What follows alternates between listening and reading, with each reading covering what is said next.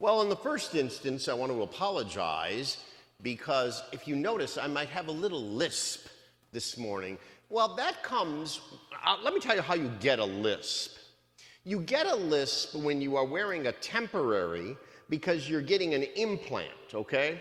Now, what happens when this happens is you're in the shower and your basset hound decides that he wants something that's yours. So he goes up onto the top of the sink and the ledge, pulls down the little container that the little partial is sitting in, and destroys it into little tiny pieces. Then you and your housekeeper begin the search for the tooth, not realizing that this CIA dog has quietly done this. And then a half day later, it's discovered in the laundry where he hid it. That was a dog day afternoon, let me tell you. Then you have to go to the dentist as your secretary is trying to find a half-hour sliver in your time so you can drive 85 miles an hour to Grosse Pointe, find out to get another temp measured, and then you find out, wait for it, that you'll get that in 2 to 3 weeks. So I will look like Appalachian superhero for the next 2 to 3 weeks. And of course, it's like a front tooth, on the side. And instead of running around saying, unclean, unclean, your pastor should run around saying, toothless, toothless. All right, now you're convinced I'm awake with a 0730 Mass. Every time I walk over to the 7:30 Mass, the same line comes to my mind as I'm saying my morning prayers. Why did Father Dale abandon me? Why? Why? All right, this is a great gospel. This is the gospel which illustrates to us that for God, everything is possible. Everything. You and I, all of us, any human being, I don't care who you are. I don't care if you win the super gargantuan lotto tomorrow. Every human being has problems. Anybody have a perfect life? Please, I'd like to meet you, please. Okay, you do.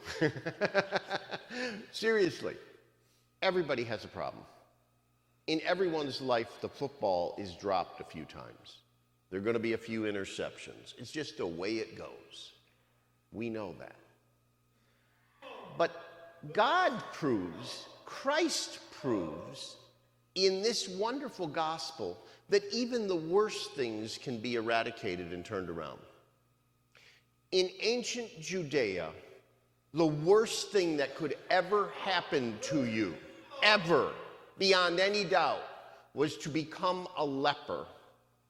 Because unlike any other disease, if you became a leper, you were taken out of society completely. Your own relatives could not see you. No one could see you. You lived in a small area way outside of town, and ultimately you would just waste away. Because sometimes your relatives were allowed to bring food about a mile away and leave it for you, and other times they were not. The priests and elders would decide what the deal was that week. And so literally lepers could starve to death because your disease got to the point where you couldn't bring yourself to places where you could find food. And by the way, think of it. Every time you moved, you had to ring a bell and yell out, unclean, unclean. And you couldn't look neat. That was a violation of the law of Leviticus, one of the books of the Torah. You had, as Lou read for us in the first read, you had to muffle your beard. You had to make yourself disorganized. The opposite of what you and I did this morning when we got ourselves ready to come and see God. You had to look like a disheveled slob. Now that's a horrific life by any standard. And so Christ uses that example as the miracle to perform to show that nothing is beyond him. The most horrific thing that could happen to you, he undoes. And he undoes it with a mere touch. A mere touch.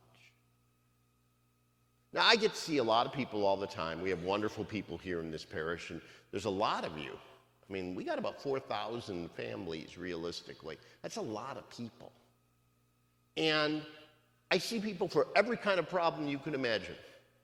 And one of the things I notice is that sometimes, sadly, when people get in trouble, when people are despairing, when people are worried, they pull back from God. They walk away from God. God's always there for them. Always, omnipresently there. And then instead of saying, hey, this is why I pay my club dues, this is when I'm going to be really close to Christ, they withdraw. They withdraw. Like a leper. Like a leper. I can't do that. There's nothing wrong with the sound system. Your pastor just turned it off unintentionally in his pocket without trying. You and I can't do that. We can't withdraw from Christ. As Lent comes upon us, we have to immerse ourselves in Christ's pool of mercy. You know, we're going to have more confessional hours here than you can imagine. There's no way for you not to be able to make up with God this Lent at St. Peter's. Impossible. We're even going to have for the single guys, and the married guys too, let's be honest, the blue light special on Holy Saturday. And last year, it was a sellout. Right after the blessing of food. Man, the confessionals. It's kind of like Christmas, you know, that desperate act when they're trying to find the gift in time, right, you know, on Christmas Eve day. Our guy team, we're really something else, aren't we? But I digress. There's going to be incredible opportunities for confession. We're going to have the opportunity to say to God, I'm sorry. I messed up. I dropped the football. And just with a touch, just like with the leper, we will be clean. But remember, what's the most remarkable part of this gospel? The very beginning, the first line. Does Jesus go to the leper? No. The leper has the guts, the fortitude to go to Jesus, kneel before him, and say, I know you can heal me. I know it. Every time in the New Testament there's a miracle, it's the person having the miracle imposed upon them that comes and humbles themselves before the Lord. Every time. The Lord doesn't go over and say, hey, I got a deal for you today. It doesn't work that way. By the way, this couple is very cute here. They're sitting here, they're holding hands. Awesome. Awesome. This is what it's all about. We have to humble ourselves, go to the Lord and say, I messed up. I can do better. I know you expect more from me. That's what confession's all about.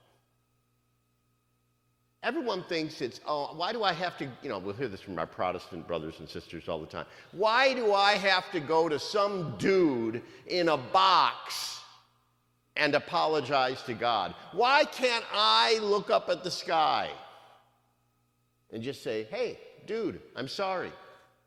And then have forgiveness come down and surround me. Because he didn't set up his church that way. It wasn't me that said, go forth and forgive sins. That is Christ who told his apostles that before he ascended. It is not I who said, "Thou art Peter, and upon this rock I build my church, and the gates of hell will not prevail against it. The sins you forgive shall be forgiven. The sins you retain shall be retained." He delegates this to Mother Church. For all of its faults, for the 3% of priests who have done horrible things and never deserved to be called Father, he delegates it to Mother Church, like it or not. Previous generations understood this. When I was a little boy, you'd walk in during Lent to any church worth its salt, and there'd be 600 people waiting to go to confession. 600 people waiting to go to confession. All 4 boxes would be filled, or in bigger churches, 6 or 8 boxes would be filled. And guess what else we had back then? Lots of priests. In 10 years, right now there's 243 diocesan priests in the Archdiocese of Detroit. In 10 years, it will be less than 100. Now imagine how many churches, if that doesn't change, how many churches will be closed? How many people won't be able to go to confession? How many masses won't take place? It's not just a crisis now, folks. It's panic. Panic. That's why this weekend our vocation director is here. At all the other masses, he couldn't make it to the 0730 Mass. All weekend long he's here. He's got all his propaganda up there in the back. Now, there's some young couples here, but most of you are a little older. You have a secret weapon. You are grandparents. I know of few more powerful creatures in the world than a grandparent worth their salt. If your grandson is someone who would be a great priest, start working on it, kid. We need great men. Not men who can't get a date. Not men who don't have their act together. We need great men who understand that the greatest thing you could do with your life as a man is be on Jesus Christ's varsity team and be a man for others for the greater glory of God. You know, people will often ask me, "Father John, isn't it really hard that you didn't get married? Isn't it kind of lonely?" Sometimes. Would I prefer if a priest could have a co-pilot? Absolutely. Put me in that line. You know, do you have to use all your frequent flyer points to do that? Fine, you can have them. But let me ask a married person. Should I come up to a married person and say, "Oh boy, I'm so sorry for you. You have to be married to the same guy for the rest of your life"? It doesn't work that way. You make this commitment, and you make it for the people of God. And great men make these commitments. So, I'm sending you out on an assignment today, and it's twofold assignment. One, take care of your soul during Lent. Come and see Father Christopher, myself, Father Dale, and like I've said before in a homily, how can you be afraid to go to confession to Father Dale? It is literally like going to confession to Smokey the Bear. I go to confession to Father Dale. Come on. That's the first thing. Take care of your soul this Lent. Second thing, look for a young man who's exceptional, or an older man, maybe a widower who's exceptional. Did you notice the common term there, though? Exceptional. The one thing we cannot do in this crisis is settle for chopped beef. It's gotta be the best porterhouse or the best New York strip. We cannot settle. Why? Because who's going into that confessional? You. And you deserve only the best.